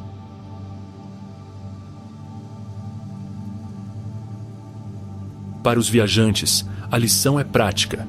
Testemunhar o Alasca selvagem não significa conquistá-lo ou controlá-lo. Significa observar, aprender e agir com responsabilidade. Trilhas, plataformas e passeios guiados existem para equilibrar o acesso com a preservação. Barcos, aviões monomotores e balsas minimizam o impacto ambiental e maximizam a experiência.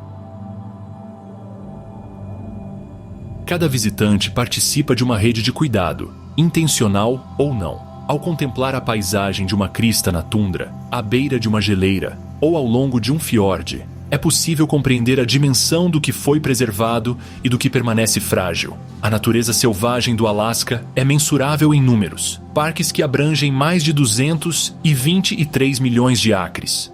Populações de animais selvagens, se recuperando em dezenas de espécies. Rios que continuam a fluir livremente e mares ricos em vida marinha. Ela se manifesta na adaptação humana, na cultura de preservação ambiental e nas histórias das pessoas que vivem, trabalham e exploram essa paisagem extraordinária. A natureza selvagem, em última análise, é tanto uma paisagem quanto uma responsabilidade. As montanhas, os campos de gelo e as costas do Alasca perdurarão com ou sem a presença humana, mas a conexão que estabelecemos, por meio da observação, do cuidado e do conhecimento, garante que a natureza selvagem continue sendo um recurso para a ciência, o lazer e a cultura. Ela é mensurável, é frágil e está viva. E nesse equilíbrio entre escala, beleza e envolvimento humano, o significado de natureza selvagem se torna claro. É uma parceria entre a vida e a paisagem. Uma lição contínua de resiliência, respeito e gestão responsável. Mas o que você acha? Deixe sua opinião nos comentários abaixo. E se gostou, não se esqueça de conferir as maravilhas do Paquistão.